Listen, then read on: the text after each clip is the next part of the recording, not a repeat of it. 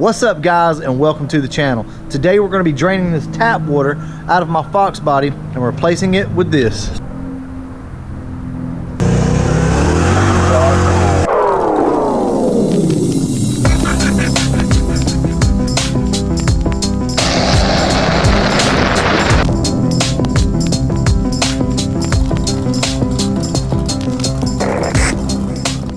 All right, here we are. We have the Mustang out here and we are going to drain the water out of the radiator today. So in this car we have tap water. It's just straight from the spigot outside here, and that's not very good, guys.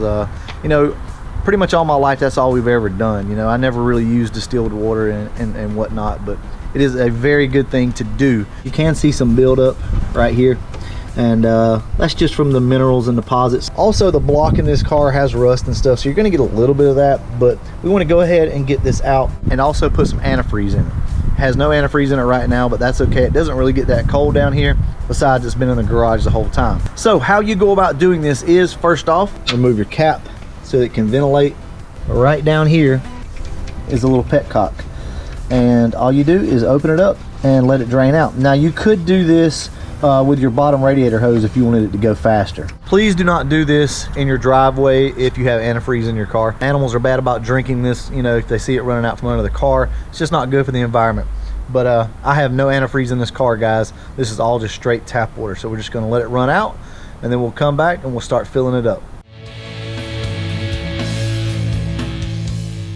So let's talk about a couple of events. So up next we have Foxcast Media's event.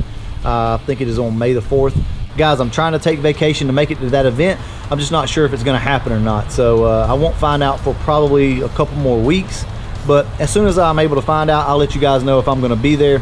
I know Caleb is waiting on me to get back with him to let him know if I'm going to be able to make it or not. But as of right now, not really sure if we are. All right, so I'm going to go ahead and start the car up, let the water pump spin, pump all this water out of the block.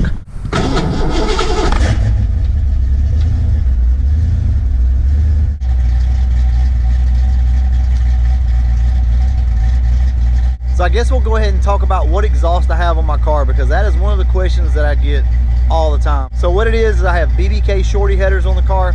I have a homemade, looks like off-road H-pipe. It's all kind of like pieced together and stuff. It was already on the car when I got it. Out to 2-chamber Flowmasters with turn downs. That's all that's on the car. It's really an old school sound, which I like, but that's what it is. Also, I'll go ahead and talk about the wheels, because everybody asking me about those. I bought these wheels from LMR as a package. I think they were a little over $1,000 with the tires. These are the Nitto G2 tires. They're 17 by 9 in the front, 17 by 10 in the back. 255 40s up front, 275 40s in the rear.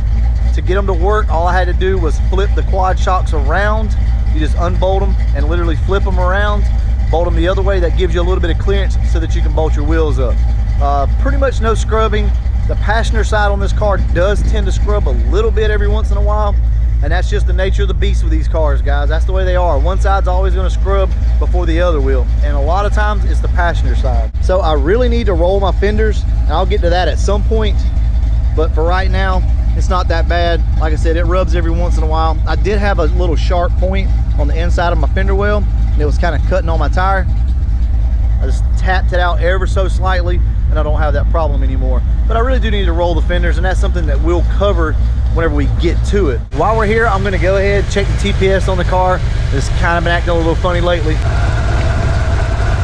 So what I'm going to do is back this thing down some. That way it keeps it under that 1 volt reading.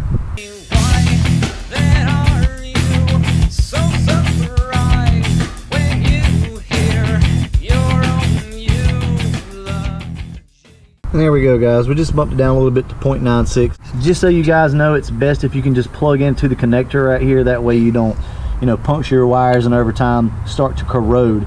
Your red connector goes to the green wire, and your black connector goes to the black wire. All right, let's start it up real quick, see what it sounds like, and maybe we won't have to do a base idle reset.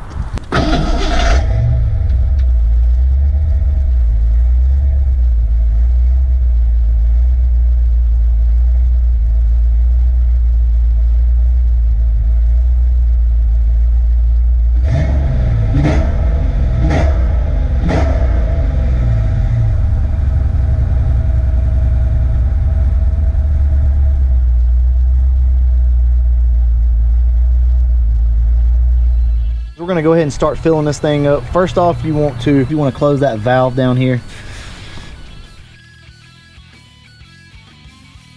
Next up, you just want to put your antifreeze in.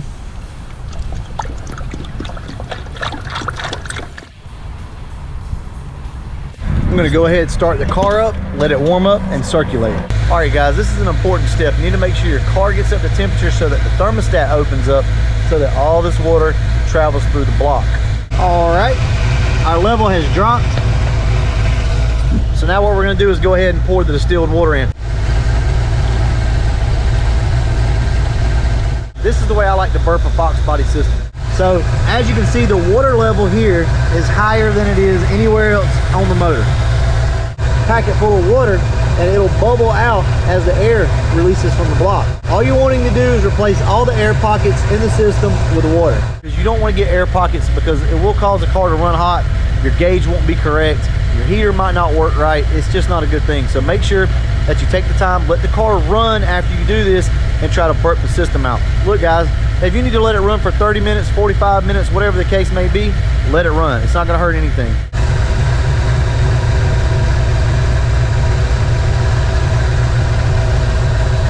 Let's talk a little bit about mixtures. Straight water actually dissipates heat a little better than antifreeze does. Most people run a 50-50 mix.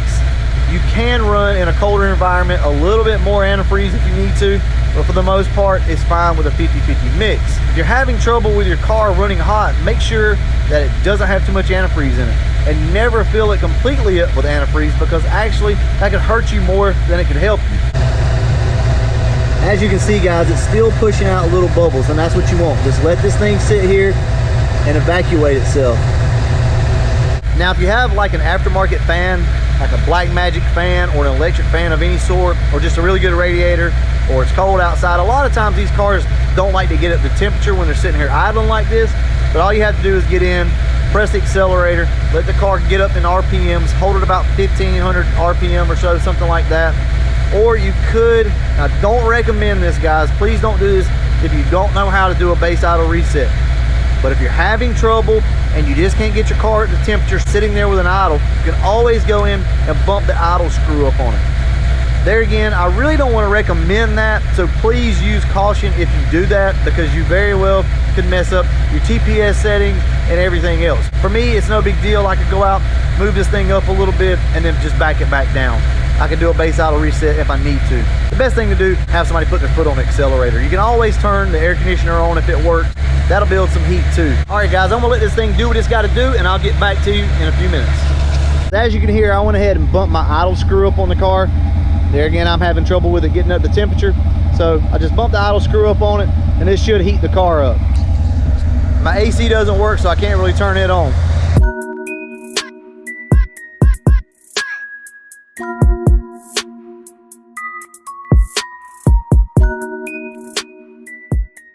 The only problem with doing it this way and filling up the funnel like that is you get antifreeze in the funnel that may not get sucked down. There's a chance you could get some antifreeze on the ground. And there again, you know, you want to be careful with your pets, kids, and just the environment in general, so just be careful with that. You can always stick like a drip pan or something underneath it. It's not going to be very much that comes out.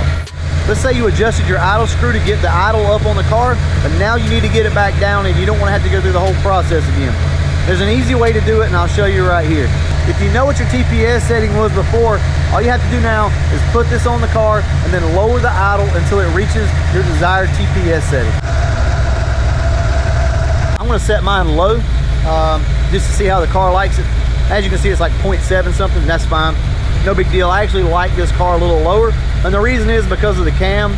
The idle on the car just inherently kind of goes up and down because of the camshaft. What I've noticed is when you get closer to that 1 volt mark, it wants to tip the scales essentially. When it hits that 1 volt and over mark, the car really no longer thinks it's an idle circuit anymore. It just causes all sorts of problems whenever it does that.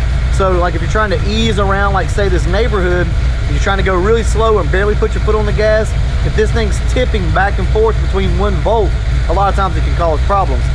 This gives me enough room where I can ease around and still kind of be in my idle circuit, if you will, for lack of a better term. All right guys, that's enough of that. Let's go ahead, wrap this thing up.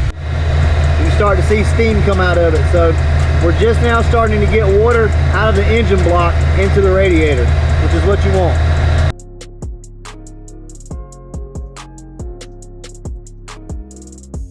I'm gonna call this good. Look at that, we didn't even spill anything, guys. I think that's gonna be a wrap. The only thing I suggest from here is drive the car a few miles, come back, check the water level, make sure it's good. Turn your heater on. If you're not getting any heat out of the heater, out of the vents, then more than likely you have an air pocket. Just go back and make sure everything is filled up and you should be good. All right, guys, we're gonna go ahead and wrap this video up. And as always, thanks for watching.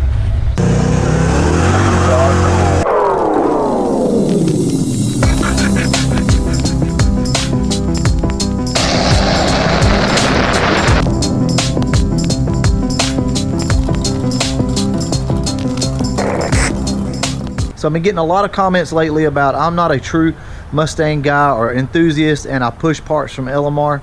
That cannot be any more further from the truth. We have gotten parts from LMR in the past, absolutely, but I give you guys honest reviews. That's what I try to do, because look, it's gonna come back on me if I don't, right? You guys go out and you buy these parts and they're crap. What are you gonna do? You're gonna get on here and blast me, right? So there's no way to hide from that. But I do want you guys to know that I am a Mustang enthusiast. I have one person in the comment section that likes to comment about the fact that I'm not a true Mustang enthusiast and I'm pushing parts from China. Look, I'm gonna be honest with you, I don't give a shit about that, okay? I could care less. If you don't like this channel, hit the road, Jack.